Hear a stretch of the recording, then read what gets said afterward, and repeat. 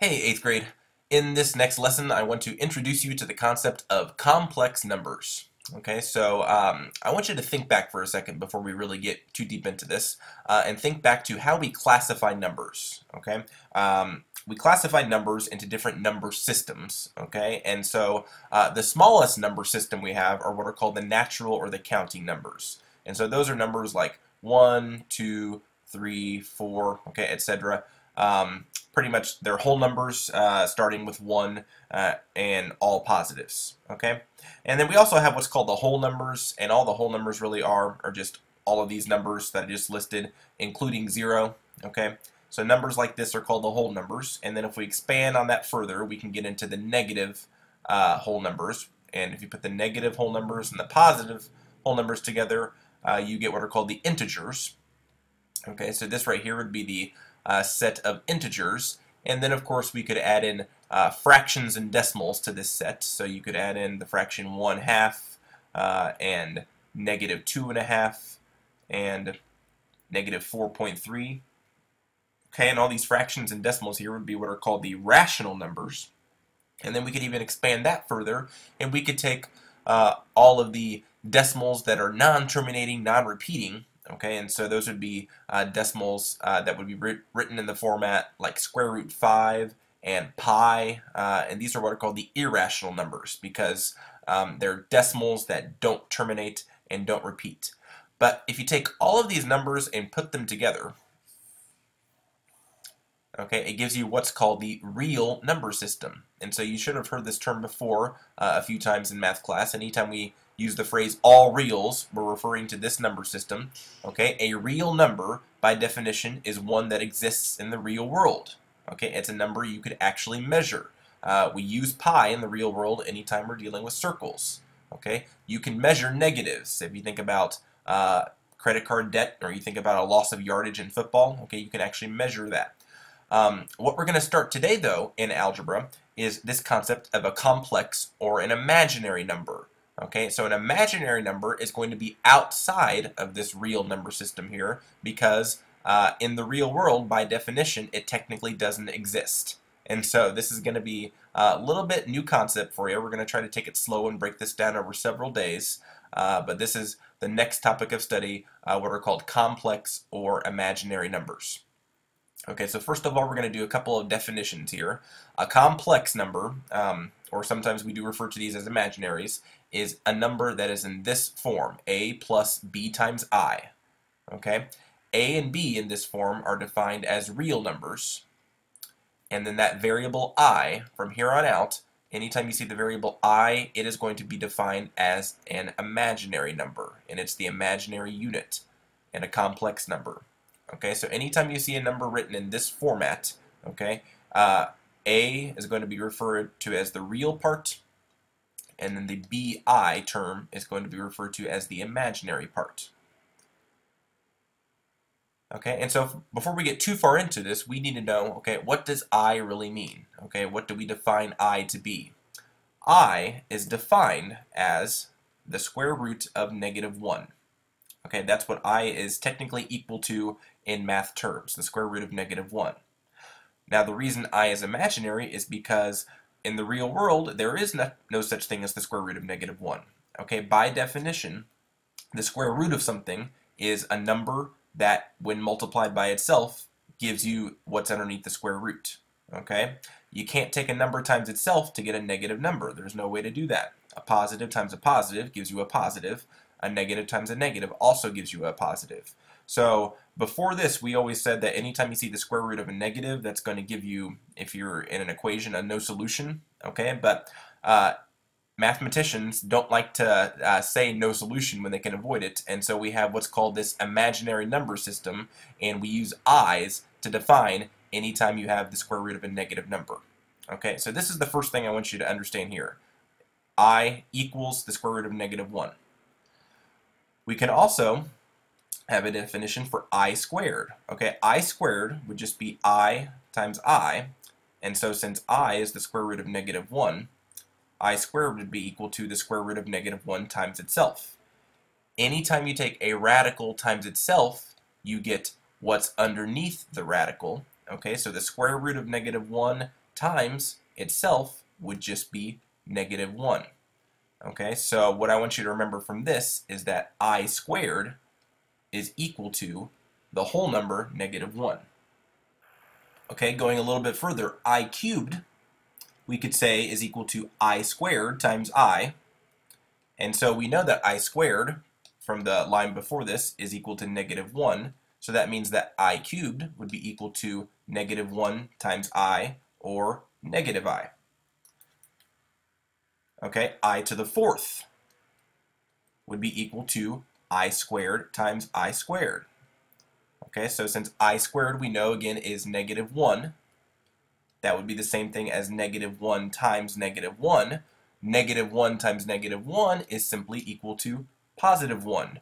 Okay, so I to the fourth is equal to positive 1.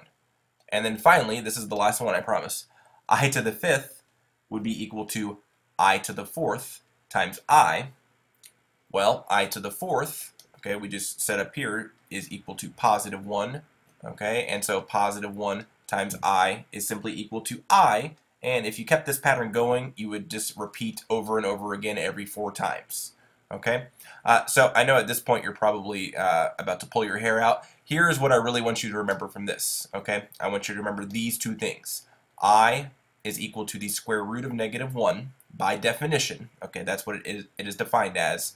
And using that definition, we could say that I squared is equal to the whole number negative 1. Okay, that's what I really want you to remember from this. If you can remember that, you'll be okay for this next section. So, going on now down to the second half of this page, okay, here's why we use complex numbers.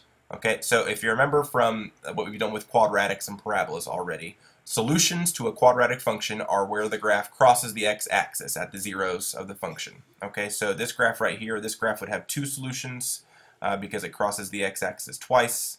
This graph here would have 1 solution because it touches the x-axis only in 1 spot. And then over here, this graph would have no solution because it doesn't have any x-intercepts. Okay? Before today, we would have said that a graph like this, okay, would have had no solution. However, mathematically, we're actually saying that these graphs right here have no real solutions. Okay, so that's what we really mean when we say no solution in a problem. It means there's no real solution. What complex or imaginary numbers do is they give us a way, okay, using that variable I, to describe the solutions a little bit more accurately. Rather than saying just no solution, okay, we can use this symbol I to give a little bit of notation to our answers here. Okay, I know you're thinking probably why in the world would we do that? Again, this is just something that exists in math. Okay, it's a little bit higher level up, and so what I'm trying to do today is just show you how to use this symbol here, I. Okay, so moving on to the back side. We're going to practice using that variable I, again, with some negative square roots here. Okay, so you see in front of you we've got the square root of negative 18, the square root of negative 25, and the square root of negative 7. We are going to simplify these radicals just like we've done before. Okay, pull out perfect squares. The only difference is each of these radicals has a negative inside it. And so what that means is my first step, the very first thing I'm going to do, is I'm going to take that negative out by splitting it up into a radical negative 1 times, in this case, a radical 18. Okay? And the reason I'm doing that is because now that I know this definition of I over here on this front page, okay, I know I is equal to the square root of negative 1. So now, anytime I pull out a square root of negative 1, I can simply replace that with the variable I. Okay, so we can say that the square root of negative 18 is really equivalent to I radical 18. And now we can just simplify the radical 18 like we're used to doing. Radical 18 you can split up into radical 9 times radical 2. And so this becomes I times, this would be the whole number 3 times radical 2. Okay? The way we write this is we always put the whole number part first, so 3 would come first. Then we would put the variable, in this case I, and then finally we'd put the radical 2. Okay, so square root of negative 18 in simplest form is 3I radical 2. Moving on to number 2, we have radical negative 25. So I'm going to split this up into the square root of negative 1 times radical 25. Okay, by definition, the square root of negative 1 is I, so this is I times radical 25. Well, the square root of 25 is simply 5. So that means that the square root of negative 25 is simply equivalent to 5I. Okay, finally, we have the square root of negative 7. So the square root of negative 7, we're going to split up into the square root of negative 1 times radical 7. Again, the square root of negative 1 is defined as simply I, so this would be I times radical 7, and radical 7 you actually can't simplify. Okay, 7's prime, so there's no perfect squares that go into it, so we would simply say that this is I radical 7. Okay, going on to the next part, we're going to practice adding and subtracting complex numbers. This is really, really simple, I promise, because all you're doing to add or subtract complex numbers is you're combining like terms. Okay, I works basically just like a variable does, just like x or just like y. So anytime you're going to be simplifying complex numbers in that a plus bi format, you're really just combining your like terms. So in number 4 here, we have 7 minus 2i plus the quantity negative 3 plus I. I'm going to rewrite this without parentheses. Uh-oh, the fire trucks are coming. And because this is a plus right here, that just means I can distribute a positive 1. So all that means is this is going to be minus 3 plus I. And now I'm going to combine my real parts, which are 7 and negative 3, together. So 7 minus 3 is 4. And then I'm going to combine my imaginary parts, which would be my negative 2i and plus I. Negative 2i plus I would be just negative 1i. So this becomes 4 minus I.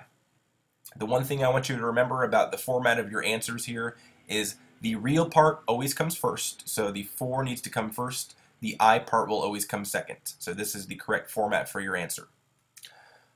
Looking at number 5 here, we have 7 minus 5i minus the quantity 1 minus 6i. So the first thing I'm going to do is rewrite this without parentheses. So this would be 7 minus 5i minus 1 plus 6i. And then I combine my like terms. My real parts I combine. 7 minus 1 gives me positive 6.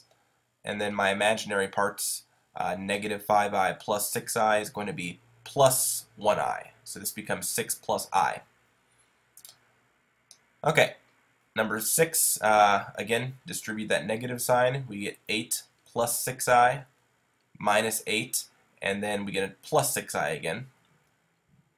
So in this case, your real part is actually going to be the number 0. 8 minus 8 is 0, so we don't need to include that. Our imaginary part, we have a 6i plus 6i, so this would become 12i.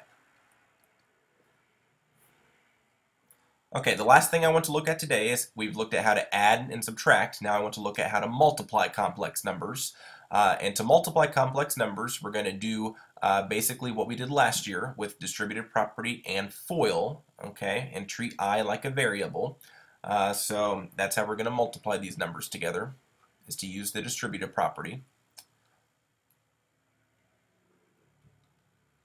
The one thing we want to remember, though, is that if you again look back at these definitions that we did on the front page, we want to remember this definition right here, that I squared is equal to negative 1. Okay, so anytime we see an I squared in our answer, we're going to replace it with a negative 1.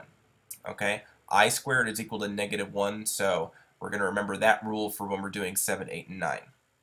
So for number 7, I'm going to take 3i and I'm going to multiply it by negative 5 and then positive 2i. So 3i times negative 5 is going to give me negative 15i. 3i times 2i is going to be positive 6i squared. Okay, now this is not simplest form for my answer. The negative 15i part is fine, okay?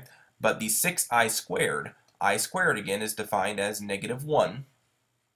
So I'm going to take this I squared and I'm going to replace it with a negative 1. So now this becomes negative 15i plus 6 times negative 1. 6 times negative 1 becomes a minus 6. Okay, so now this is negative 15I minus 6. And to finish up, I'm going to go ahead and rearrange these because, again, my real part is supposed to come first. My real number in this case is negative 6. So we're going to rewrite this as negative 6 minus 15I. Okay, so the most important part on these is just to remember to replace I squared anytime you see an I squared with a negative 1. In number 8, we're going to go ahead and multiply these together. For this, we're going to have to do some foiling, so this will be a good review of how we foil binomials. So we're going to take 7 times negative 1 first. That's going to give us negative 7. And then 7 times positive 2i. 7 times 2i would be positive 14i. And then we'll go ahead and take negative 4i times negative 1. That's going to give us a positive 4i. And negative 4i times positive 2i would be negative 8i squared. Okay, I can do two things in this next step. The first thing I can do is combine my like terms. I've got plus 14i and plus 4i in the middle. That's going to become plus 18i. Bring down my negative 7. The other thing I can do is replace this I squared here with a negative 1.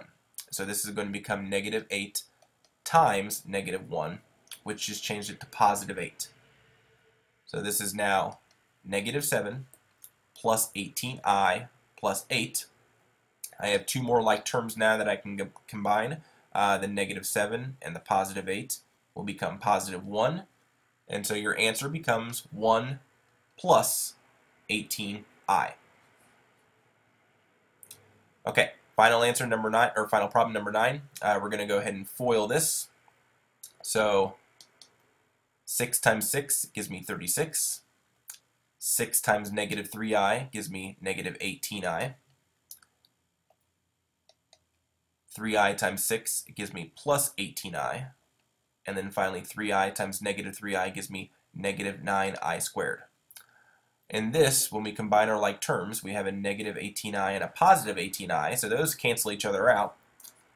And so we just have a 36 minus 9, and then again I squared we rewrite as negative 1. So that becomes negative 9 times negative 1.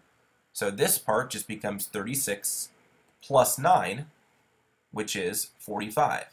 So sometimes you can multiply two complex numbers together and just get a real number for your answer, in this case here. We're going to look more into situations like this in the next video, but for now I want you to think about any questions you had that cropped up during this video. Okay, hopefully you wrote those down as you were watching. Any questions that you had, feel free to email me those, and then the next time we have class together I can sift through those questions and we can address those at the beginning of class. Okay? As always, feel free to rewatch anything that you need to, and until I see you next time, have a nice day. You're all wonderful people. Take care.